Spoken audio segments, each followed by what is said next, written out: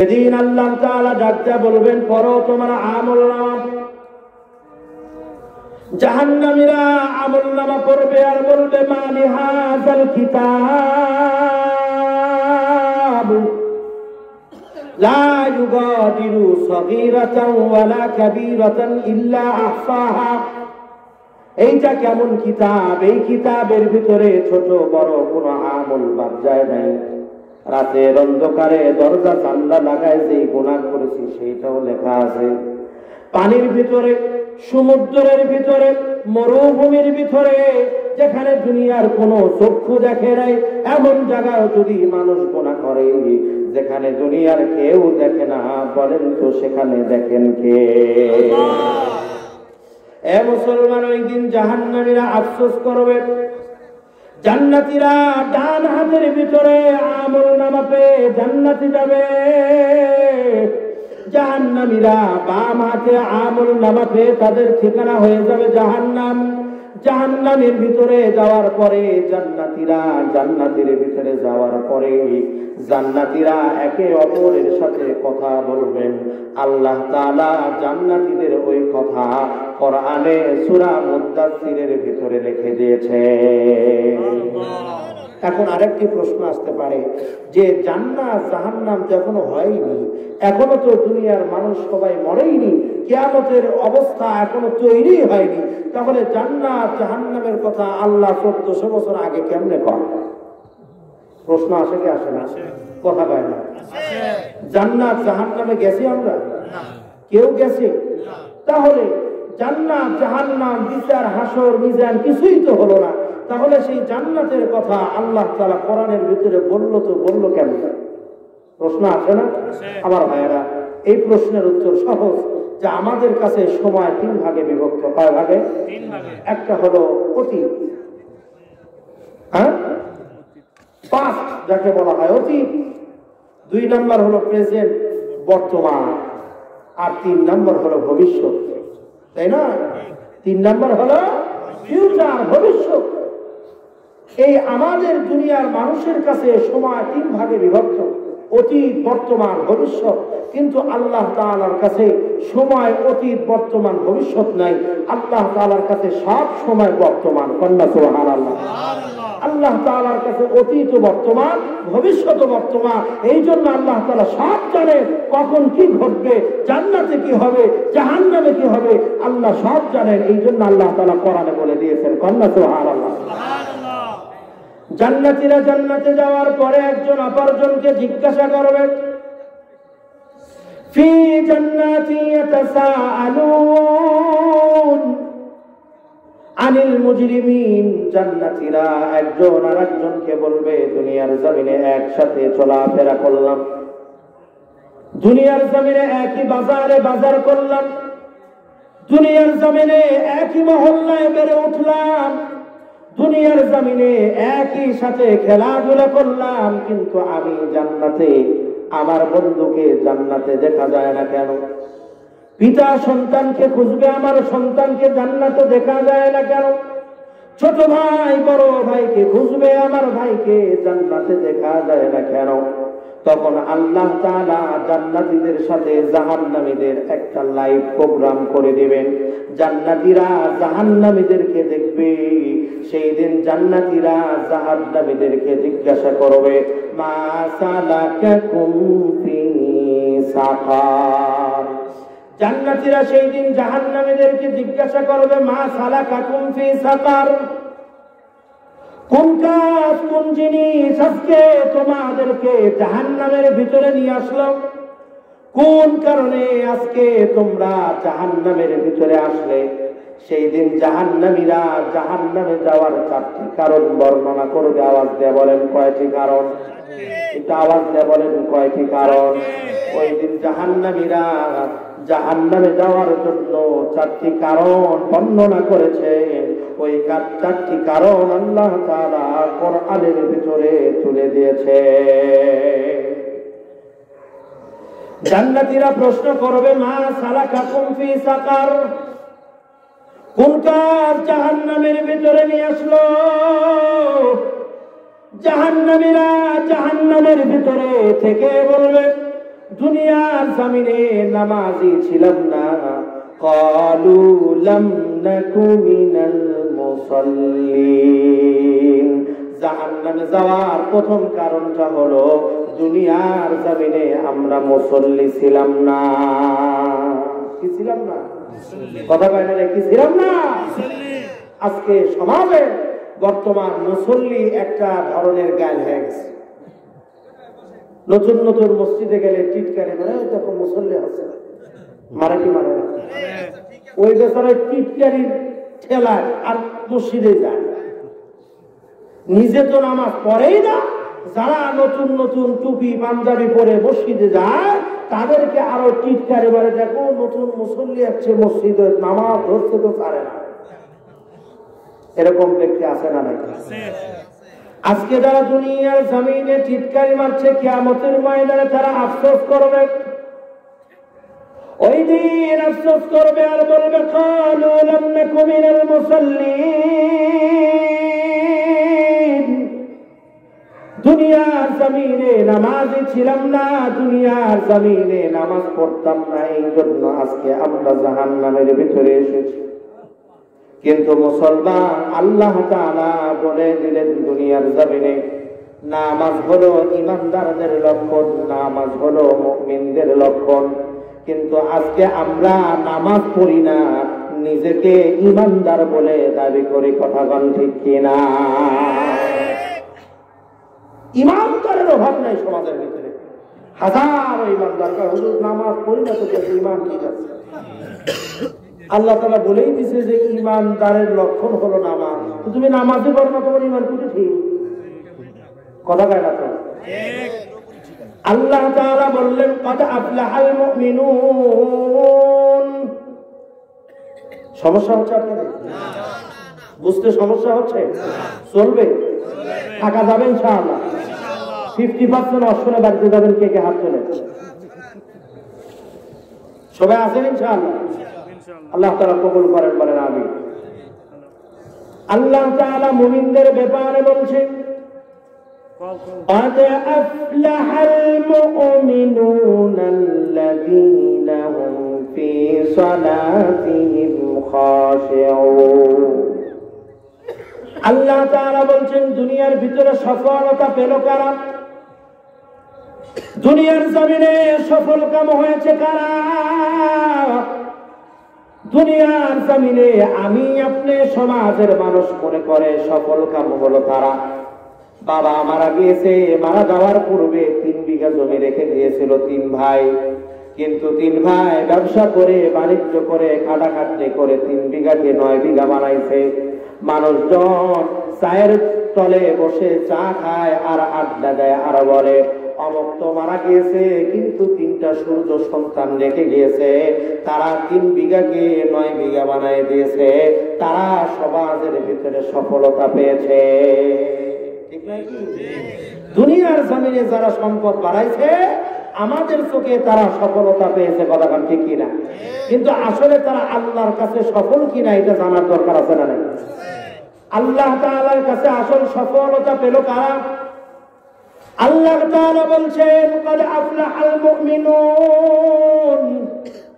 দুনিয়ার জমিনে সফলতা পেয়েছে তারা ওয়াল্লাযীনা হুম ফি সালাতিহিম খাশিউন। দুনিয়ার জমিনে সফলতা পেয়েছে মুমিনরা। কন্যা সুবহানাল্লাহ। আল্লাহ তাআলা বলছেন ক্বাদ আফলাহাল মুমিনুন। সফলতা পেয়েছে যারা দুনিয়ার জমিনে ঈমানদার, যারা দুনিয়ার জমিনে মুমিন, তারা সফল কাম হতে পেরেছে। এবার আল্লাহ তাআলা বলছেন মুমিনরা ঈমানদাররা দুনিয়ার জমিনে সফলতা পাবে। কিন্তু এখন জানা দরকার আসলে মুমিন আর ঈমানদার কারা। আল্লাহ তাআলা পরের আয়াতে মুমিন আর ঈমানদারদের সংজ্ঞা বলে দিয়েছেন। আল্লাহ তাআলা বলছেন আল্লাযীনা হুম ফি সালাতিহিম খাশিউন। যারা নামাজের ভিতরে দাঁড়ায়, নামাজের ভিতরে অন্য কোনো চিন্তা আসে না, একমাত্র আল্লাহকে ভয় করে, আল্লাহকে ভয় করে নামাজ আদায় করে, তারাই হলো দুনিয়ার জমিনে মুমিন আর ঈমানদার। বুঝা গেছে কথা? মুমিন আর ইমানদার কারা? যারা আল্লাহকে ভয় করে নামাজ আদায় করে, যারা আল্লাহ তাআলার ভয়ে মসজিদে যায়, আল্লাহর ভয়ে নামাজ আদায় করে। আল্লাহ তাআলা বলছেন মুমিন। আল্লাহকে ভয় করলে কি লাভ? সবকিছুর পিছনে লাভ খোঁজার দরকার আছে না? দুনিয়ার জমিনে মানুষের ক্ষেত লাগায়, ক্ষেতের পিছনে লাভ আছে না নাই? চাকরি করে, চাকরির পিছনে লাভ আছে। আল্লাহকে ভয় করবেন কি লাভ? আল্লাহ তাআলা সূরা রহমানের ভিতরে বলে দিয়েছেন, ওয়ালিমান খাফা মাকামা রাব্বিহি জান্নাতান। আল্লাহ তাআলা বলছেন দুনিয়ার জমিনে যারা একমাত্র আল্লাহকে ভয় করবে, দুনিয়ার জমিনে আল্লাহকে ভয় করে যারা চলবে, এই কথা চিন্তা করবে দুনিয়া থেকে যাওয়ার পরে রবের সামনে আমাকে দাঁড়াতে হবে, দুনিয়া থেকে যাওয়ার পরে রবের কাঠগড়ায় আমাকে দাঁড় করানো হবে, এই কথা চিন্তা করে দুনিয়ার জমিনে যারা ইবাদত করে, সদা সর্বদা এক আল্লাহকে ভয় করে, আল্লাহ তাআলা বলছেন তাদের জন্য দুইটা করে জান্নাত। ওয়ালিমান খাফা মাকামা রাব্বিহি জান্নাতান। যারা দুনিয়াতে আল্লাহকে ভয় করে তাদের জন্য কয়টা জান্নাত? সুবহানাল্লাহ, কয়টা জান্নাত? তাদের জন্য কয়টা জান্নাত? দুইটা জান্নাত। আরে তাহলে আল্লাহকে যারা ভয় করে তারা হলো ঈমানদার। কথা বলেন না সুবহানাল্লাহ। তাহলে ঈমানদার হওয়ার দরকার আছে না নাই? ঈমানদার জিলাপি মার্কা ঈমানদার হলে হবে না। ওই কি কয়, রিকশার চাকা বাস্ট হলে ঈমান হারা যায়। রাস্তা দিয়ে রিক্সা যায়, ভ্যান যায়, হঠাৎ করে চাকা একটা বাস্ট হয়েছে, পাশে তো মারছে, বোম মারছে। এই হলো আমাদের ইমানের অবস্থা। কথা বল ঠিক কিনা? কিন্তু ইমানদার যারা হবে, খুবই গুরুত্বপূর্ণ কথা, ইমানদার যারা হবে তারা ভয় করবে কাকে? দুনিয়ার বিনিময়ে হলেও তারা নিজের ইমানকে বিক্রয় করে না। কিন্তু আজকে তো আমরা 2 টাকার সিগারেটে ইমান বিক্রি করে দিই, 5 টাকার চাতে ইমান বিক্রি হয়ে যায়। কথা কয় না তো আমার ভাইয়েরা? আজকে আমাদের ইমান এতটা সস্তা হয়ে গেছে যে ইমান যে কোনো সময় মানুষ কিনে নিতে পারে। খারাই আওয়ামী লীগ কিনে নেয়, খারাই বিএনপি কিনে নেয়। কথা কয় না? মানুষ একজনই 2 দলেরই চা খায়। কথা কয় না? আমি রাজনৈতিক বয়ান করছি না, বোঝানোর জন্য বলছি। ভোটের সময় আসলে এই ধরনের চিত্র দেখা যায় কি যায় না? ও সারা রাত স্টলে বসে দেখে বোঝেননি কথা? তাহলে আমাদের ইমান আজকে চায়ের দ্বারা বিক্রয় হয়ে যাচ্ছে। কিন্তু সাহাবায়ে কেরাম রাদিয়াল্লাহু তাআলা আনহুম আজমাইন, তারা এমন ইমানদার ছিলেন, তাদের সামনে পুরা পৃথিবী আয়না দাঁড় করাইছে, কিন্তু তারা ইমান ছাড়ে নাই। কন্যা সুবহানাল্লাহ। আল্লাহর নবীর সাহাবীর নাম আব্দুল্লাহ ইবনে হুযায়ফা রাদিয়াল্লাহু তাআলা আনহু।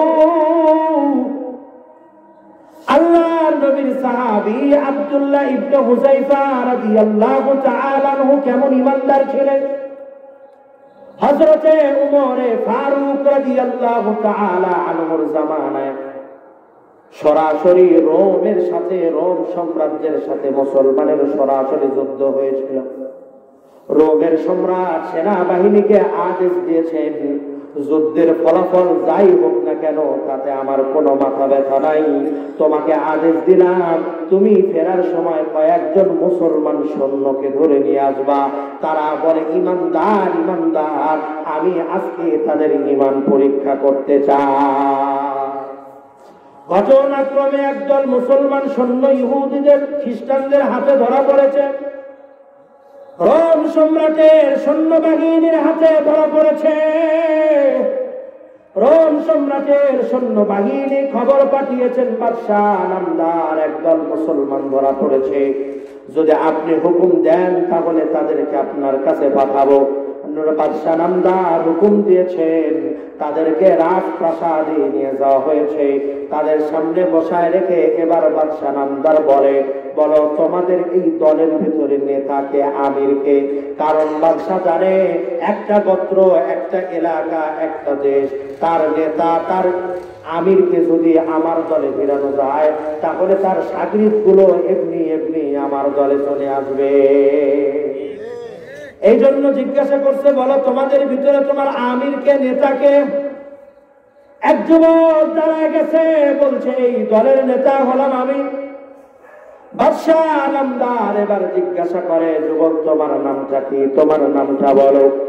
এবার যুবক ডাকতে বলে, আমার নাম হলো আব্দুল্লাহ, আমার পিতার নাম হলো হারেস, আমার পুরা নাম হলো আব্দুল্লাহ ইবনে হারেস, আব্দুল্লাহ ইবনে হুজাইফা। আমার নাম হলো আব্দুল্লাহ, আমার পিতার নাম হলো হুজাইফা, এই জন্য তার নাম হলো আব্দুল্লাহ ইবনে হুজাইফা রাদিয়াল্লাহু তাআলা আনহু। এবার রোম সম্রাটের বাদশা আব্দুল্লাহ ইবনে হুজাইফাকে ডাকতে বলে, আব্দুল্লাহ, আমি আগে মুসলমানদেরকে পছন্দ করতাম না, কিন্তু তোমাকে দেখার পরে তোমার প্রতি একটা ভালোবাসা পয়দা হয়ে গেছে, একটা নম্রতা ভাব আমার ভিতরে চলে আসছে। কিন্তু আমি তোমাকে ভালোবাসতে চাই, কিন্তু আমার আর তোমার ভালোবাসার বাধা হলো তোমার ঈমান। আব্দুল্লাহ ইবনে হুজাইফা রাদিয়াল্লাহু তাআলা আনহুকে ডাক দেয়া বলে, আব্দুল্লাহ, আমি তোমাকে ভালোবাসতে চাই, শুধু ভালোবাসতে চাই তা নয়, তুমি যদি তোমার ঈমানকে ছেড়ে দাও, এক আল্লাহকে ছেড়ে দাও, তোমার নবীর দ্বীনকে ছেড়ে দাও, আমি যে শুধু তোমাকে ভালোবাসবো তা নয়, ভালোবাসার পুরস্কার স্বরূপ আমার সুন্দরী সুশ্রী একটি মেয়ে আছে, সর্বপ্রথম আমার মেয়েকে তোমার সাথে বিবাহ দিয়ে দিব। তোমার মাথার ভিতরে চিন্তা আসতে পারে, আমি থাকবো কোথায়? আমি যদি ঈমান ছেড়ে দেই, ইসলাম ছেড়ে দেই, আমার গোত্রের লোকেরা তো আমার শত্রু হয়ে যাবে, থাকা যাবে না। এবার রোম সম্রাটের বাদশা তাকে বলে, আব্দুল্লাহ ইবনে হুজাইফা, তুমি যদি আজকে ঈমান ছেড়ে দাও, তাহলে ঈমান ছেড়ে দেওয়ার সাথে সাথে মেয়েকে শুধু বিয়ে দিব তা নয়, বরং আমার রোম সাম্রাজ্যের অর্ধেক তোমার নামে আমি আজকে লিখে দিব। আব্দুল্লাহ ইবনে হুজাইফা রাদিয়াল্লাহু তাআলা আনহু রোম সম্রাটের কথা শোনার পরে একটা জিনিস বোঝা দরকার, যদি আপনার কাছে কোনো মানুষ এসে আপনার সবচাইতে পছন্দের জিনিস নিয়ে আপনার সবচাইতে অপছন্দের জিনিস দিতে চায়, আপনারা কারো কেউ দিবেন? কথা বলে, দুনিয়ার কোন মানুষ দেবে যে পছন্দের জিনিস নিবে আর অপছন্দের জিনিস দেবে? দুনিয়ার কোন মানুষ কি কোন মানুষ তাকে দেবে? বলে, সাহাবায়ে কেরামের কাছে সবচাইতে পছন্দের জিনিস ছিলেন হলো ঈমান। ঈমানের দাম সাহাবায়ে কেরামের কাছে সবচাইতে বেশি ছিলেন। আর সাহাবায়ে কেরামের কাছে সবচাইতে লাঞ্ছনা এবং ঘৃণিত জিনিস ছিলেন হলো কুফর। যখন সম্রাট তাকে এই সিদ্ধান্ত দিয়েছে, তুমি যদি ঈমান ছেড়ে দাও তাহলে আজকে তোমাকে আমি আমার সাম্রাজ্যের রাজা বানায় দেব, আমার পরে তুমি এই রোম সাম্রাজ্যের একমাত্র রাজা হয়ে যাবে। হযরত আব্দুল্লাহ ইবনে হুযায়ফা রাদিয়াল্লাহু তাআলা আনহু রোম সম্রাটকে ডাকতে বলে, বাদশাহ, দুনিয়া আমার করে দিবা এইটা তো সামান্য বিষয়, তুমি যদি আমার জীবনটা পর্যন্ত আমার কাছ থেকে নিয়ে যাও, তবু আজ আমি আমার সামনে আমার ঈমানকে তোমার দুনিয়ার বিনিময়ে বিক্রি করব না। হযরত আব্দুল্লাহ ইবনে হুযায়ফা রাদিয়াল্লাহু তাআলা আনহুকে তার সাথীদের সঙ্গে জেলখানায় বন্দী করে রাখছে। জেলখানায় বন্দী করে রাখার পরে রোম সম্রাট ওয়ার্ডার দিয়েছেন সৈন্যবাহিনী, তোমরা আজকে থেকে আর আব্দুল্লাহ ইবনে হুযায়ফাকে খাবার দিবা না, পানিও দিবা না, যতদিন পর্যন্ত আব্দুল্লাহ ইবনে হুযায়ফা দুর্বল হয়ে না যায়, মৃত্যু শয্যায় না চলে যায়, ততক্ষণ পর্যন্ত আব্দুল্লাহকে কোনো ধরনের খাবার পানিও দেওয়া হবে না। 2 সপ্তাহ পর্যন্ত কোনো ধরনের খাবার পানিও দেওয়া হয়নি। 2 সপ্তাহ পরে ডাক্তার পাঠাইছে, দেখো কয়েদির কি অবস্থা, বাহির থেকে জীবিত না মৃত কিছুই বোঝা যায় না। ডাক্তার যখন জেলখানার দরজা খুলে ভিতরে গেল, ভিতরে যাওয়ার পরে দেখে অবস্থা খুব একটা ভালো না। যদি এখন খাবার না দেওয়া হয়, পানিও না দেওয়া হয়, তাহলে হয়তো কিছুক্ষণ পরে মারা যাবে। বাদশার কাছে গিয়ে বলে, বাদশা নামদার, যদি এই মুহূর্তে আব্দুল্লাহ ইবনে হুযায়ফা রাদিয়াল্লাহু তাআলা আনহুর কথা বলছেন, এই মুহূর্তে যদি কয়েদিকে খাবার পানিও না দেওয়া হয়, তাহলে হয়তো কিছুক্ষণের মধ্যেই বড় দুর্ঘটনা ঘটে যেতে পারে। এবার বাদশা নামদার বলছে, যাও যাও খাবার নিয়ে যাও, কিন্তু খাবার হিসাবে শুকরের গোশত আর পানি হিসাবে মদ মিশানো পানি তার সামনে নিয়ে যাও। কয় সপ্তাহ না খাওয়া? 2 সপ্তাহ ধরে না খাওয়া। শরীর দুর্বল হয়ে গেছে। ডাক্তার যখন জেলখানার ভিতরে গেছে, জেলখানার ভিতরে ঢোকার পরে আব্দুল্লাহ ইবনে হুযায়ফা রাদিয়াল্লাহু তাআলা আনহুকে ডাক দিয়ে বলে, আব্দুল্লাহ, তোমার জন্য খাবার এনেছি, কিন্তু খাবার হলো শুকরের গোশত আর মদ মিশানো পানি। কথাটি শোনার পরে আব্দুল্লাহ ইবনে হুযায়ফা রাদিয়াল্লাহু তাআলা আনহু গর্জন দিয়ে বলেছেন, আমার সামনে থেকে খাবার সরাও, না হলে লাঠি দিয়ে তোমার খাবার আমি ফেলে দিব। এবার ডাক্তার বাদশা নামদারের কাছে গিয়ে বলে, বাদশা নামদার, 2 সপ্তাহ ধরে যে মানুষ না খাওয়া, শরীর দুর্বল, মনে হয় কথাই বলতে পারবে না, কিন্তু আমি যখন হারাম খাবারের কথা তাকে বললাম, কোথায় থেকে এত শক্তি আসলো আমি জানি না। এখানে একটা জিনিস বোঝা দরকার, একটা হলো শারীরিক শক্তি আর একটা হলো ঈমানের শক্তি। না খাওয়ার দ্বারা শরীর দুর্বল হতে পারে, কিন্তু ঈমানের পরীক্ষার একটা পর্যায় রয়েছে। যদি কোনো মানুষ ঈমানের পরীক্ষার পর্যায়টা পার করতে পারে, এরপরে যতই কষ্ট দেওয়া হোক, যতই বন্দী করে রাখা হোক, ওই কষ্টের দ্বারা তার ঈমানের শক্তি আরো বৃদ্ধি পেতে থাকে। আব্দুল্লাহ ইবনে হুযায়ফার কথা শুনে বাদশা অবাক হয়ে গেছে। আব্দুল্লাহ ইবনে হুযায়ফা রাদিয়াল্লাহু তাআলা আনহুর ব্যাপারে ফরমান জারি করে দিয়েছে, আগামী সকালে ডেক্সির ভিতরে তেল গরম করবা। সকালবেলা তেল গরম করা শুরু হয়ে গেছে। সকালে আব্দুল্লাহ ইবনে হুযায়ফা রাদিয়াল্লাহু তাআলা আনহুকে ডাকছে। ডাকার পরে বলে, আব্দুল্লাহ, এখনো সময় আছে, আমার প্রস্তাব যদি মেনে নাও, তুমি রোম সাম্রাজ্যের বাদশা হতে পারবা। আর যদি আমার কথাকে অমান্য করো, তাহলে টকবগের গরম তেলের ভিতরে তোমাকে পুড়িয়ে জ্বালিয়ে মারা হবে। আব্দুল্লাহ ইবনে হুযায়ফা রাদিয়াল্লাহু তাআলা আনহু বাদশাকে একই কথা বলে, জীবন দিতে প্রস্তুত, কিন্তু ঈমান দিতে প্রস্তুত না। এবার বাদশা জেলখানার ভিতর থেকে মুসলিম একটি কয়েদিকে ধরে নিয়ে এসে ওই টকবগে তেলের কড়াইয়ের ভিতরে, ডেক্সির ভিতরে যখন ছেড়ে দিয়েছে, সঙ্গে সঙ্গে মানুষটির হাড্ডি থেকে গোশতগুলো আলাদা হয়ে গেছে, শরীরটা কঙ্কালের মতো হয়ে গেছে।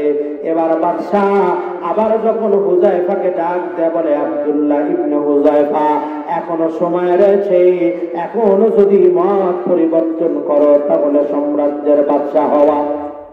যখন আব্দুল্লাহ ইবনে হুযায়ফা রাদিয়াল্লাহু তাআলা আনহু বাদশার কথা অমান্য করেছে, এবার বাদশা সৈন্যদেরকে অর্ডার দিয়েছে, যাও যাও, আব্দুল্লাহ ইবনে হুযায়ফা রাদিয়াল্লাহু তাআলা আনহুকে নিয়ে যাও, ডেকসির ভিতরে ফেলায় দাও। আব্দুল্লাহ ইবনে হুযায়ফা রাদিয়াল্লাহু তাআলা আনহুকে যখন ডেকসির দিকে নিয়ে যাওয়া হয়, আব্দুল্লাহ ইবনে হুযায়ফা রাদিয়াল্লাহু তাআলা আনহু এবার টপ টপ করে কান্না করছেন। এবার বাদশা বলছেন, আব্দুল্লাহ এবার বুঝি দুনিয়ার মায়া মমতার কথা মনে পড়েছে, তুমি কান্না করো। এবার বুঝি তোমার কথা নিজের স্মরণ হয়েছে, এই জন্য কান্না করো। আব্দুল্লাহ ইবনে হুযায়ফা রাদিয়াল্লাহু তাআলা আনহু ডাকতে বলছেন, না ও বাদশা, না না, আমি তো এই জন্য কান্না করি কারণ আল্লাহ তাআলা একমাত্র একটা জীবন দিয়েছেন। এই একটা জীবন দিয়ে আমি আল্লাহকে কতটা ভালোবাসি আমি হুযায়ফা কেমনে বোঝাই। আল্লাহ তাআলা যদি আমি আব্দুল্লাহকে 1000টা জীবন দিত, 1000 বার আল্লাহর জন্য জীবন দিয়ে প্রমাণ করে দিতাম কেমন ভালোবাসি। আব্দুল্লাহ ইবনে হুযায়ফা ডাকতে বলছেন, আল্লাহ একটা জীবন দিয়েছেন মালিক,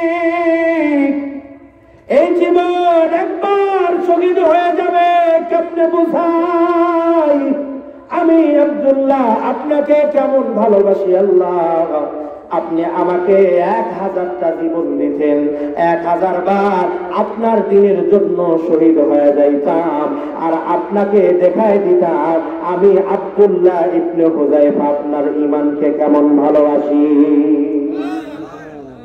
আমার ভাইরা, ঈমান তো এইরকম হওয়া দরকার, কথা ঠিক, ঈমানদার তো এইরকম হওয়া দরকার, ইমানের পাওয়ার তো এইরকম হওয়া দরকার। সামনে মৌত আছে কিন্তু ইমানদার ভয় পায় না, সামনে মৌত দেখে কিন্তু ইমানদার ভয় পায় না, কারণ ইমানদার জানে মৃত্যু একটা পর্দা। মৃত্যুর আগে মানুষ দুনিয়ার জামিনে থাকবে, মৃত্যুর পরে জান্নাতে চলে যাবে, সুবহানাল্লাহ। আর যদি মৃত্যুটা হয় শহীদ মৃত্যু, তাহলে তো কোনো কথাই নাই। আল্লাহ তাআলা শহীদদের মান সবচাইতে বাড়ায় দিয়েছেন। এই জন্য দুনিয়ার জামিনে আল্লাহ দ্বীন কায়েমের জন্য নিজের জীবন বিলানোর দরকার আছে না না? আমার মুসলমান ভাইরা, আব্দুল্লাহ ইবনে হুযায়ফা রাদিয়াল্লাহু তাআলা আনহু নিজের সামনে মৃত্যুকে দেখে নিজে মৃত্যুকে ভয় পায় নাই, আল্লাহর প্রেমে পাগল হয়েছে, কথা বলেন ঠিক না? আজকে দুনিয়ার সামনে এমন কেউ কিছু খোদার প্রেমিক আছে না নাই? আমার মুসলমান ভাইরা, সাহাবায়ে কেরাম তো দ্বীনকে, তার ঈমানকে এমন ভালোবাসতেন, তাদের উপরে হাজারো নির্যাতন করা হয়েছে কিন্তু তারা তাদের ঈমানকে বাদ দেয় নাই, কথা বলেন ঠিক না? আবু জাহেল, উতবা, সাইবা, আবু লাহাবের মতো কাফেররা সাহাবায়ে কেরামের উপরে অসংখ্যবার, অগণিতবার হামলা করেছে, মামলা করেছে, আমার রাসূলকে 3.5 বছর জেলখানায় ভর্তি করেছে, কথা বলেন ঠিক না? আমার রাসূল দ্বীন কায়েমের জন্য দুনিয়ার জমিনে 3.5 বছর জেল খেটেছে। হযরত আবু হুরায়রা রাদিয়াল্লাহু তাআলা আনহুকে উত্তপ্ত মরুভূমির বালুর ভিতরে শোয়া রেখে উটের সাথে, ঘোড়ার সাথে লাগাম বেঁধে দেওয়া হয়েছে। হযরত আবু হুরায়রাকে ঘোড়া সারা মক্কা দৌড়ায় নিয়েছে। হযরত খাব্বাব রাদিয়াল্লাহু তাআলা আনহুকে গরম শিকের উপরে, তায়ের উপরে শোয়া রাখা হয়েছে। হযরত খাব্বাব রাদিয়াল্লাহু তাআলা আনহু মাথা থেকে গোশত, চর্বি সব খসে খসে পড়ে গিয়েছে, তবুও তাদের মুখে থেকে এক আল্লাহর নাম ভুলে যায় নাই, কথা বলে ঠিক কিনা? আজ মুসলমান, ওই সময় কাফেররা বুঝে গিয়েছিল এই নবীর সাহাবীদের উপরে যতই কষ্ট দেওয়া হোক তাদের ঈমান থেকে দূরে সরানো যাবে না। আজকেও বাংলার জমিনে এমন কিছু খোদার প্রেমিক আছে, আজ বাংলার জমিনে এমন কিছু নবীর উম্মত আছে, আজ বাংলার জমিনে এমন কিছু কোরআনের সৈনিক আছে যারা দুনিয়ার জমিনে দ্বীন কায়েমের জন্য নিজের রক্ত দিতে, নিজের জীবন দিতে প্রস্তুত, ঈমান দিতে প্রস্তুত নাই। তারা করে রাজি আছেন, জোহার করে দেখা। নারায়ে তাকবীর, আল্লাহু আকবার, নারায়ে তাকবীর, আল্লাহু আকবার। ঈমান দাঁড় হওয়ার দরকার আছে না নাই? রবের জন্য, রবের পথে কোরআনের শাসন, কোরআনের আইন দুনিয়ার জমিনে বাস্তবায়ন করতে গিয়ে হযরতে আব্দুল্লাহ ইবনে হুযায়ফার মতো মৃত্যু যদি সামনে এসে যায়, মৃত্যুবরণ করতে কারা কারা প্রস্তুত আছেন? হাত তুলে দেখা। আল্লাহু আকবার বলে, আল্লাহু আকবার বলে। আল্লাহ, আপনি আপনার বান্দার হাতের দিকে তাকায় দেখেন, আপনার গোলামদের দিকে তাকায় দেখেন, আপনার গোলামেরা দুনিয়ার জমিনে দ্বীন কায়েম করার জন্য প্রস্তুত। আয় আল্লাহ, আপনি আমাদের দ্বারা দ্বীন কায়েম করার তৌফিক দান করেন, বলেন আমিন। আল্লাহ তাআলা আমাদের সকলকে তৌফিক দান করেন, বলেন আমিন। আমার ভাইয়েরা, আমি আলোচনায় ছিলাম যে দুনিয়ার জমিনে নামাজ পড়ার দরকার আছে না নাই? নামাজ ঈমানের লক্ষণ। নামাজ থেকে কিন্তু ওইদিকে চলে গেছে, মনে আছে আপনাদের? নামাজ,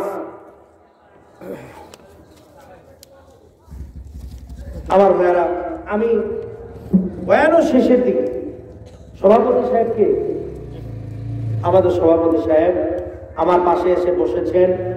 উনি আমাদের এই মাহফিলে 5,000 টাকা দান করেছেন, বলেন না মারহাবা। আরেকটা আসতে বলেন না মারহাবা। আয় রব্বি কারীম, আপনি তাকায় দেখেন, এই মাহফিলের সভাপতি সাহেব 5,000 টাকা দান করেছেন। আল্লাহ তাআলা সভাপতির হায়াতের ভিতরে বরকত দান করে দেন, বলা আমিন। আল্লাহ তাআলা সভাপতির পিতা মাতা, দাদা দাদি, নানা নানি, আত্মীয় স্বজন যারা কবরস্থ হয়েছে, আল্লাহ তাআলা আপনি তাদের কবরকে জান্নাতের বাগান বানায় দেন, বলা আমিন। দুনিয়ার জমিনে হায়াতের ভিতরে আল্লাহ সুস্থতার ভিতরে, ইনকামের ভিতরে বরকত দেন, হালাল রুজির ব্যবস্থা করে দেন, কন্যা আমিন। আমার ভাইয়েরা, আল্লাহ তাআলা এই দুনিয়ার জমিনে পাঠিয়েছেন একমাত্র কেবলমাত্র ইবাদত করার জন্য। কার? আল্লাহর ইবাদত করার জন্য দুনিয়ার জমিন আল্লাহ তাআলা আমাদেরকে পাঠিয়েছেন। আল্লাহ তাআলা এই দুনিয়ার জমিনে পাঠাইছেনই আল্লাহর ইবাদত করার জন্য। আল্লাহ তাআলা বলেন, ইন্নাল্লাহা আশতারা মিনাল মুমিনিনা আনফুসাহুম ওয়া আমওয়ালাহুম বিআন্না লাহুমুল জান্নাহ। সুবহানাল্লাহ। আল্লাহ তাআলা বলেন, দুনিয়ার মানুষের জান এবং মাল আমি আল্লাহ তাআলা কিনে নিয়েছি। সুবহানাল্লাহ। না, আল্লাহ তাআলার কৌশলটা দেখেন আমার ভাইয়েরা, আল্লাহ তাআলার কৌশলটা দেখেন। এই রবের ইবাদত করবেন না তো করবেন কা?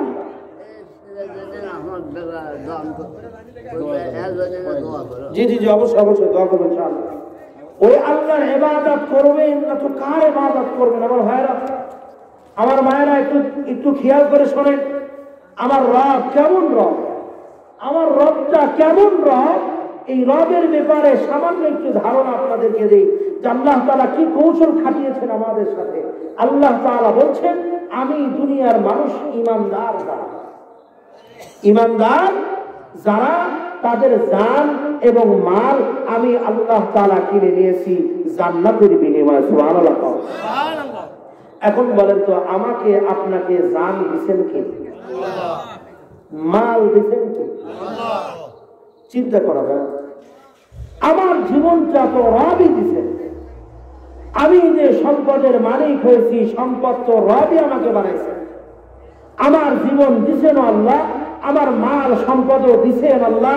ওই মাল সম্পদই আল্লাহ আবার কিনে নিছেন জান্নাতের বিনিময়ে। সুবহানাল্লাহ। আল্লাহ তাআলা মানুষকে কি পরিমাণ ভালোবাসেন, আল্লাহ তাআলা বান্দাকে কি পরিমাণ ভালোবাসে যে আল্লাহ দিছেন আবার আল্লাহ কিনে নিছেন। সুবহানাল্লাহ। খালি মাঝখানে আমাদের জন্য কিছু কাজ আল্লাহ তাআলা করতে বলেছেন যে গোলাম, আমি তোমাকে যা দিয়েছি এটা দ্বারা একটু পরীক্ষা নেব, সেগুলো কোন পথে ব্যয় করো। এই যে জান এবং মাল আল্লাহ তাআলা যে আমাকে আপনাকে দিয়েছেন, আল্লাহ তাআলা শুধু এতটুকু পরীক্ষা করবেন যে আমি আমার জান অর্থাৎ আমার সময়কে আমি কোন পথে ব্যয় করি, আমার মাল আমার সম্পদকে আমি কোন পথে ব্যয় করি, আমি আমার সময়কে কি অন্যায় পথে ব্যয় করি, আমার জান কি অন্যায় পথে, আমার মাল কি অন্যায় পথে ব্যয় হয়, নাকি আমার জীবন, আমার সময়, আমার সম্পদ আল্লাহর জন্য ব্যয় হয়। এইটাই আল্লাহ দেখবে।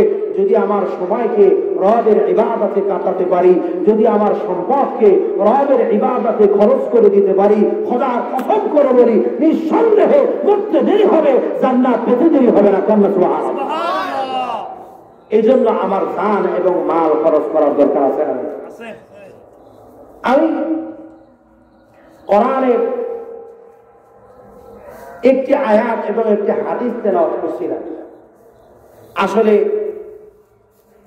তাফসীর তো এই 1 ঘন্টার জিনিস না, ঠিক নয় কি?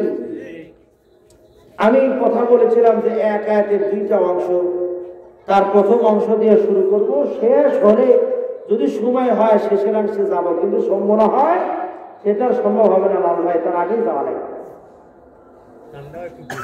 কারণ প্রায় 1.5 ঘন্টা হতে চলছে, প্রায় 1.5 ঘন্টা সময় হতে চলছে।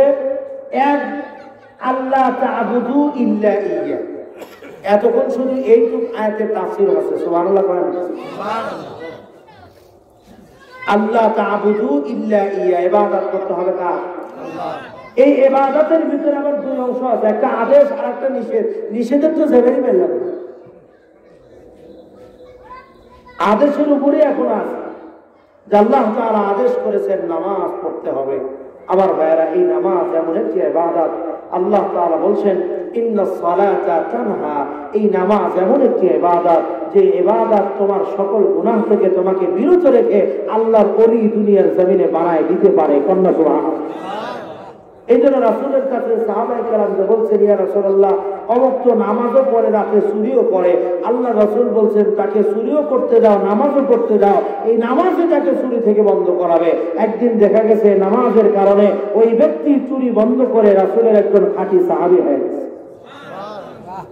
এই জন্য নামাজ সবার আগে, আউয়ালু মা ইউহাসাবু বিহিল আবদু ইয়াউমাল কিয়ামাতি সালাহ। নামাজ এমন একটি ইবাদত যে ইবাদতের ব্যাপারে কিয়ামতের দিন সর্বপ্রথম হিসাব নেওয়া হবে। এই নামাজের ব্যাপারে আমি আপনি যদি এই নামাজ না পড়ি, তাহলে শুধু দুনিয়াতেই নয়, কিয়ামতেও আমি আপনি ক্ষতিগ্রস্ত হব। আমার ভাইয়েরা, এজন্য আসে আজকে আমরা ওয়াদাবদ্ধ হই, দুনিয়াতে আজকের পর থেকে যতদিন বাঁচব 5 ওয়াক্ত নামাজ জামাতের সহিত পড়ব। আমি রাজি আছেন সবাই ইনশাআল্লাহ? আমার ভাইয়েরা, এরপরে আমি একটা হাদিস পড়েছিলাম, সংক্ষিপ্ত তর্জমা করি। আল্লাহ রাসূল বলেন যে দুনিয়ার জমিনে কোন মানুষ যদি শুধুমাত্র নিয়ত করে যে কোরআন শিক্ষা করবে, কি শিক্ষা করবে, যেহেতু মাদ্রাসার সরকারিয়া মাদ্রাসার মাহফিল, এই জন্য এই হাদিসটা আমি নিয়ে এসেছিলাম। আল্লাহ রাসূল বলছেন যে দুনিয়ার জমিনে কোনো মানুষ যদি শুধুমাত্র নিয়ত করে ঘর থেকে বের হয়, কোরআন শিক্ষার নিয়ত, দ্বীন শেখার নিয়ত, দ্বীনকে জানার নিয়তে, দ্বীনকে শেখার নিয়তে ঘর থেকে বের হয়, আল্লাহ তাআলা বলেন তার পায়ের নিচে নূরের ফেরেশতারা পর বিছাইতে থাকে। আমার ভাইয়েরা, আপনি যদি চিন্তা করেন দুনিয়াতে যত ডিগ্রিধারী মানুষ আছে, দুনিয়ার জমিনে যত MBBS আর FCPS আছে, যত FRCS করা মানুষ আছে, সর্বোচ্চ ডিগ্রিধারী জেনারেল শিক্ষিত যত মানুষ আছে, সকল ডিগ্রিধারীকে যদি এনে প্রশ্ন করা হয় তুমি দুনিয়ার জমিনে যে ডিগ্রি অর্জন করেছো এর পিছনের কারণ কি, ও কি কোনো ডিগ্রিধারীকে কথা বলতে পারবে যে ডিগ্রির কারণে কপালে সোয়াল বন্ধ হবে? কথা বন্ধ হবে? দুনিয়ার সকল MBBS ডাক্তারদেরকে ডেকে এনে যদি প্রশ্ন করা হয় তুমি যে দুনিয়ার সবচেয়ে বড় সার্জন হলে, তুমি যে দুনিয়ার সবচেয়ে বড় গাইনি ডাক্তার হলে, সবচেয়ে বড় কিডনির ডাক্তার হলে, হাড়ের ডাক্তার হলে, এত নাম কামালে, এত বড় সনদ দুনিয়াতে তুমি কামাই করলে, এই সনদ দ্বারা কিনা কোন ডাক্তার কি কথা বলতে পারবে যে এই সনদ দ্বারা কিয়ামতের ময়দানে বাপ মায়ের মাথার উপরে নূরের তাজ বসবে? বলতে পারবে? বলে আমার ভাইয়েরা, এর মানে এই নয়, আমি কথা বলতে চাইনি যে জেনারেলের কোনো মূল্য নাই। জেনারেল শিক্ষাও দুনিয়ার ভিতরে দরকার। নদীতে চলতে নৌকা, পানিতে চলতে নৌকার যেমন প্রয়োজন আছে, দুনিয়াতে চলতে গেলেও জেনারেল শিক্ষার প্রয়োজন আছে না নাই? অবশ্যই আছে। কিন্তু আমার ভাইয়েরা, এই জেনারেল শিক্ষা আপনি দেন, আপনার সন্তানকে ডাক্তার, ইঞ্জিনিয়ার যা পড়ান, কিন্তু তার শুরুটা কোরআন দিয়ে দেন। তাকে কোরআনের শিক্ষা আপনি দেন, তাকে মৌলিক দ্বীনের যে শিক্ষাগুলো আমাদের দেওয়া দরকার, এই শিক্ষাগুলো সন্তানকে দেন। দ্বীনের মৌলিক শিক্ষাগুলো যদি কোনো মুসলমানের ভিতরে থাকে, আর যাই হোক, ও কোনোদিন নাস্তিক হবে না, ও কোনোদিন আল্লাহর বিরুদ্ধে কথা বলবে না, ও কোনোদিন কোনো মাহফিলে গিয়ে বক্তার আওয়াজ বন্ধ করবে। এই জন্য মৌলিক দ্বীনি শিক্ষা আমাদের সন্তানের ভিতরে দেওয়া দরকার। আর দেখেন, পক্ষান্তরে যদি কোনো মানুষ, ছোট হোক বা বড়, ছেলে হোক বা মেয়ে, যেই হোক, দ্বীন শেখার জন্য ঘর থেকে বের হয়েছে, তো নূরের ফেরেশতারা তার পায়ের নিচে পর বিছাই দিয়েছেন। কথা আমার না রাসূলের? তাহলে সে কি কোনো ডিগ্রি অর্জন করছে? এখনো তো মাদ্রাসায় ভর্তি হয় নাই, মাদ্রাসায় পড়ার নিয়তে বের হয়েছে, তো তার উপরে আল্লাহর রহমত এবং তার ধাপ বাড়া শুরু হয়ে গেছে। সুবহানাল্লাহ। এরপরে মাইকের আওয়াজ কমে গেল একবারে। কালকে আওয়াজ করবো কোন গলা দিয়ে? তাহলে ধরে যাও, সিরিয়াল লাগছে খালি। কাল যাওয়া লাগবে সেই নীল আমার ভাইয়েরা। এরপরে আল্লাহ রাসূল বলছেন, যখন ওই মানুষটি মাদ্রাসায় যায়, মাদ্রাসায় ভর্তি হয়, হুজুরের সামনে বসে, ওই বাচ্চাটি হুজুরের সামনে বসে এখনো কোরআন পড়া শিখেনি, এখনো হাদিস পড়া শিখেনি, এখনো কোরআনের হাফেজ হয়নি, আলিফ বা তাসাও পড়া শিখে নাই, শুধু হুজুরের ঠোঁটের সাথে ঠোঁট মেলায় পড়ছে, আউযু বিল্লাহি মিনাশ শাইতানির রাজীম, বিসমিল্লাহির রহমানির রহিম। আল্লাহ রাসূল বলেন, আউযু বিল্লাহর বিসমিল্লাহ বলার সাথে সাথে ওই বাচ্চার আত্মীয় স্বজনের যারাই কবরস্থ হয়েছে, তাদের কবরে যদি আযাব হয়ে থাকে, তার বিনিময়ে আল্লাহ আযাব বন্ধ করে দেন। তাহলে দাম বাড়তেছে না কমতেছে? আমার ভাইরা, আরো দাম আছে, বলতে গেলে আরো 1.5 ঘন্টা চলে যাবে। কিন্তু আমার মূল মাকসাদ এটা নয়। প্রথম মাকসাদ হলো, আপনাদের যে ফুরকানিয়া মাদ্রাসার উন্নয়ন কল্পে এখানে করেছেন, এই মাদ্রাসার উন্নয়ন হওয়ার দরকার আছে না নাই? আছে। উন্নয়ন হওয়ার দরকার আছে। এবং উন্নয়ন 2 প্রকার। উন্নয়ন কয় প্রকার? এক প্রকারের উন্নয়ন হলো ঘরের উন্নয়ন, বিল্ডিং এর উন্নয়ন। আর এক প্রকারের উন্নয়ন হলো ভিতরের উন্নয়ন, ছাত্রের উন্নয়ন। এখন এই 2 উন্নয়নই দরকার আছে। প্রথমে ঘর করতে হবে, ভালো বসার জায়গা করতে হবে, এরপরে নিজের বাচ্চা দিয়ে সেখানে পড়াতে হবে। কথা বলছি কিনা?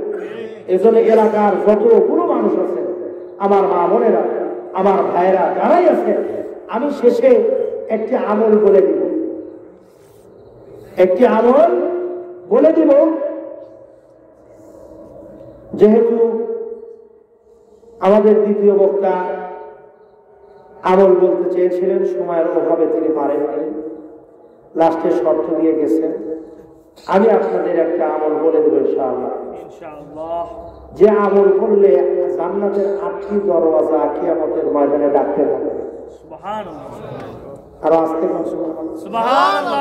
আমার ভাইয়েরা, আল্লাহ রাসূল সাহাবীদের নিয়ে ওয়াজ করতেছে, সাহাবীদেরকে বলতেছে, সাহাবী, আমাদের মধ্যে এমন একজন মানুষ আছে, যে মানুষকে কিয়ামতের ময়দানে জান্নাতের 8টি দরওয়াজা ডাকতে থাকবে। আল্লাহ সুবহানাল্লাহ। সেদিকে পরে যাব, আগে উন্নয়নের কথায় আসা।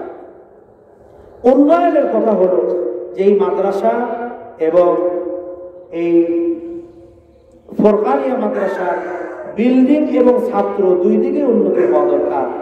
বিল্ডিং এর উন্নয়নের জন্য আপনারা দান করেছেন, আরো করবেন ইনশাআল্লাহ। আমার ভাইরা, আমি যেহেতু নামাজের ওয়াজ করছি এতক্ষণ, এই জন্য নামাজের সাথে মিল রেখে আমি 5 ওয়াক্ত নামাজের জন্য 5 জন মানুষ চাই। 5 ওয়াক্ত নামাজের জন্য আমি 5 জন মানুষ চাই, যে সকল মানুষেরা 2000 টাকা করে মাদ্রাসার উন্নয়ন করতে দান করবেন। এরকম 5 জন মানুষ আছেন কি? আপনার কাছে চাইলে আপনাদের আগে দিয়ে দেন। আমার ভাইয়েরা, আপনাদের মাঝে এরকম 5 জন মানুষকে আছে যারা মাদ্রাসার উন্নয়ন কল্পে দান করবেন। যেই মাদ্রাসায় কোরআনের শিক্ষা দেওয়া হবে, যেই কোরআন কিয়ামতের দিন হয় আমার পক্ষে অথবা আমার বিপক্ষে সাক্ষী হয়ে দাঁড়াবে। আল্লাহ রাসূল বলেন, এখন উঠেন না, এখন উঠা কিন্তু ভালো লক্ষণ না। শেষ ভালোটার সব ভালোটা শেষটা নষ্ট করে দেবে। আমার ভাইরা, এই জন্য আল্লাহ রাসূল বলেছেন কোরআন কিয়ামতের ময়দানে হয় তোমার পক্ষে যাবে অথবা বিপক্ষে যাবে। এখন এই জন্য আমরা যদি চাই যে কোরআন আমার পক্ষে কিয়ামতের ময়দানে সাক্ষ্য হয়ে দাঁড়ায়, তাহলে এই কোরআনের খেদমতে আমরা 2000 টাকা করে কে কে দেওয়ার জন্য রাজি আছেন? একটু হাতটা তোলে। এরকম কোন আল্লাহর বান্দা এখানে আছেন কি যারা 2000 টাকা করে নবীর মাদ্রাসায় এই ফুরকানিয়া মাদ্রাসার উন্নয়ন কল্পে দান করবে? থাকলে একটু হাতটা তুলবে। যারা নগদ নিয়ে আসছে তারা নগদ দিয়ে যাবে, আর যদি নগদ না নিয়ে আসতে পারেন তাহলে আপনারা বাকি রেখায় দিয়ে দেবেন, আজকে দেওয়ার দরকার নেই। আর আপনারা দান করেছেন আমি আগেও জানি, আগেই কালেকশন হয়েছে, কিন্তু আমি আমার পক্ষ থেকে একটা স্লোগান আমি আপনাদের সামনে দিলাম। আমাকে তেমন ভাবে বলেও কালেকশন করার জন্য, যেহেতু আমাদের সভাপতি সাহেব কালেকশন শুরু করে দিয়ে গেছে, মনে করলাম একটু শেষই করে দিয়ে। আমার ভাইয়েরা বলেন, এরকম কেউ আছে 2000 টাকা করে দেওয়ার মতো ম্যান নাই এই এলাকার ভিতরে? কেউ নাই? তাহলে 1000 টাকা করে দেন 5 জন। আমার রাসূল সাল্লাল্লাহু আলাইহি ওয়াসাল্লাম সাহাবীদের সামনে বসে থেকে গল্প করছেন। কার সামনে? সাহাবী। কথা কয় না ধরে, কার সামনে? সাহাবী। জিমা গেছেন নাকি? আল্লাহ রাসূল সাল্লাল্লাহু আলাইহি, আল্লাহ তাআলা সকলের দানকে কবুল করেন বলেন আমিন। আমরা একে অপরের জন্য দোয়া করব, যারা দুনিয়াতে আছে তাদের জন্য দোয়া করব, যারা দুনিয়া থেকে বিদায় হয়ে চলে গিয়েছে আমরা তাদের জন্য দোয়া করব। এই যে মসজিদ মাদ্রাসা, সেই মসজিদ মাদ্রাসার জায়গা জমি যারা দিচ্ছেন আমরা তাদের জন্য দোয়া করব। আল্লাহ তাআলা তাদের কবরকে জান্নাতের বাগান বানায় দেন। তাদের ভিতর থেকে যারা দুনিয়াতে বেঁচে আছে আল্লাহ তাআলা তাদেরকে সুস্থতার সাথে নেক হায়াত দান করুন। আমরা সবার জন্য দোয়া করব ইনশাআল্লাহ।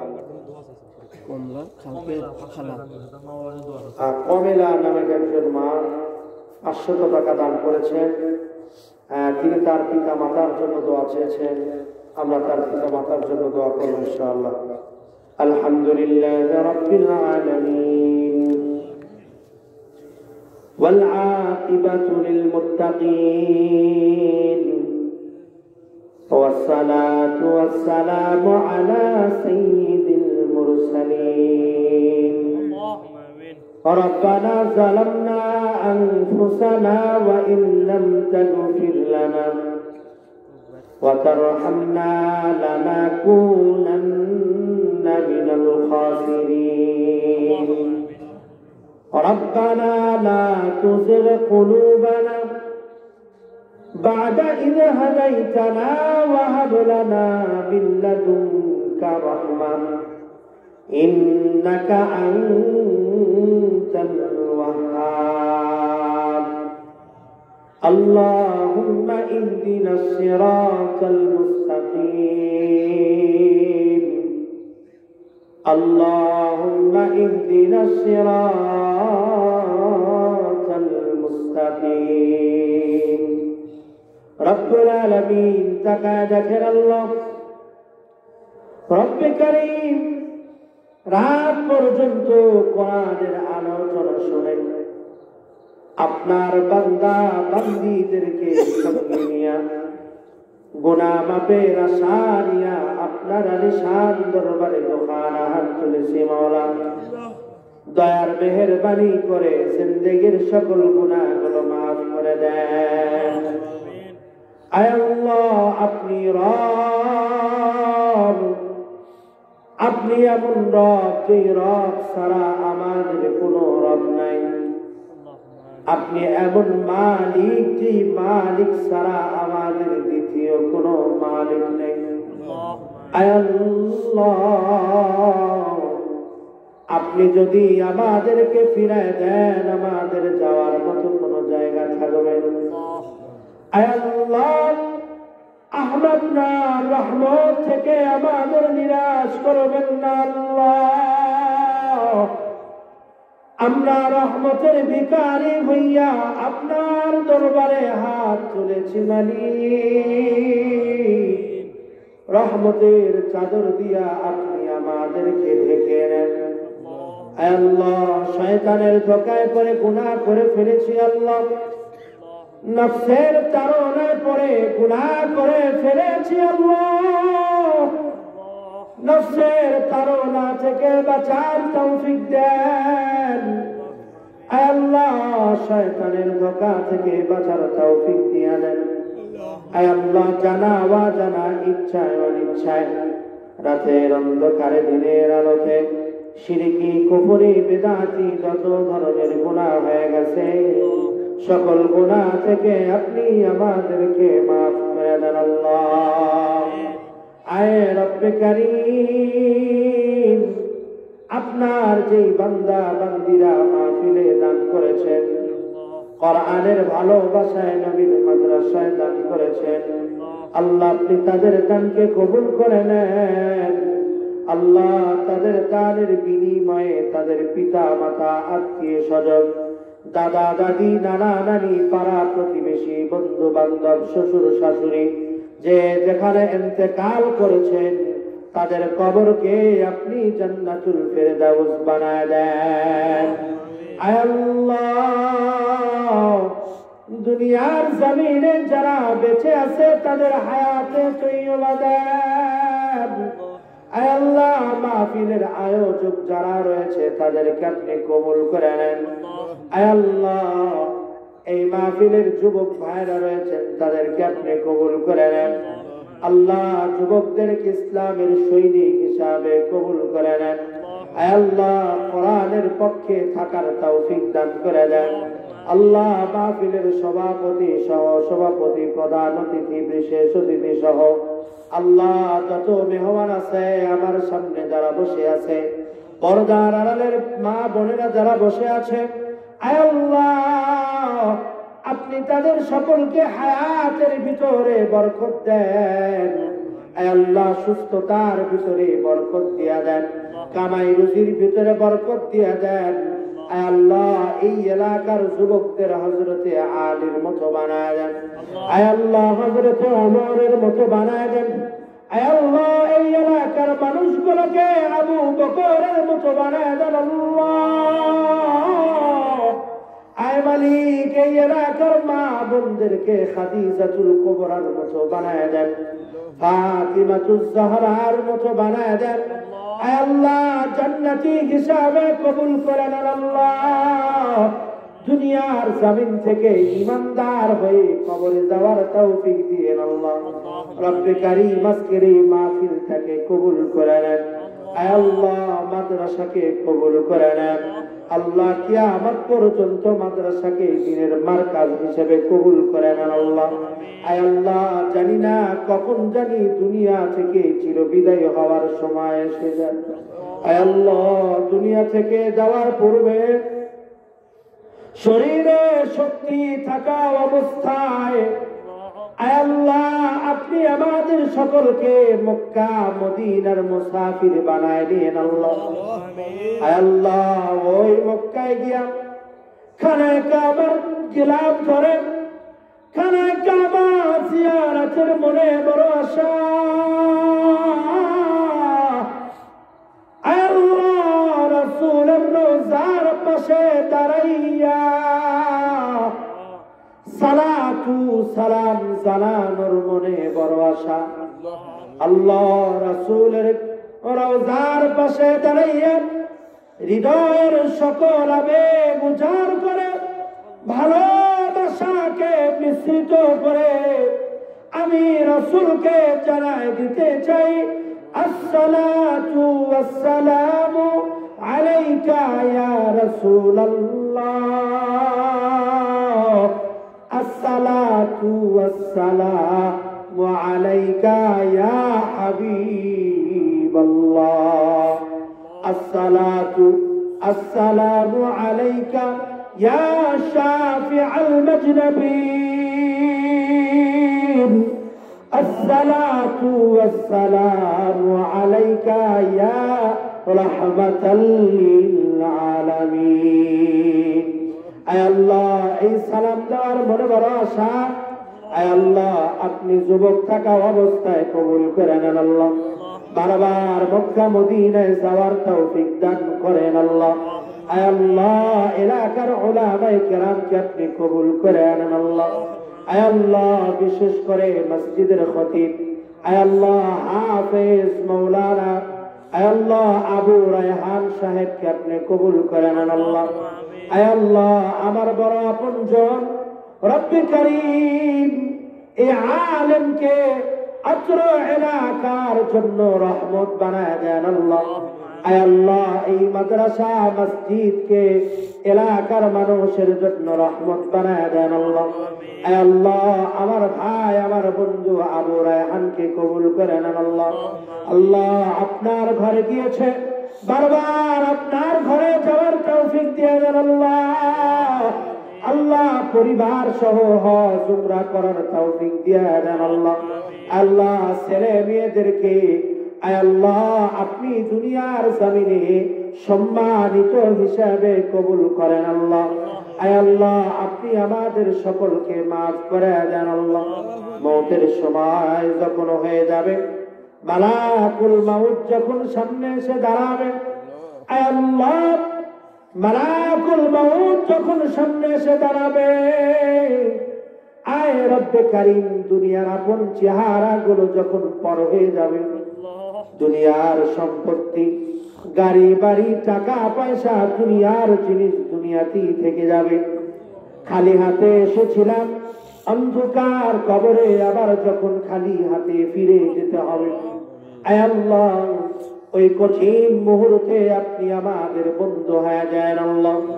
আল্লাহ আমাদের ইমানি শক্তি বাড়ায় দেন আল্লাহ, জবানের জড়তা কাটায় দেন আল্লাহ, জবান থেকে উঁচু আওয়াজে নবীর রক্তে মাখা কালিমা বাহির করে দিয়েন, লা ইলাহা ইল্লাল্লাহু মুহাম্মাদুর রাসূলুল্লাহ। আসসালামু আলাইকুম ওয়া রাহমাতুল্লাহ।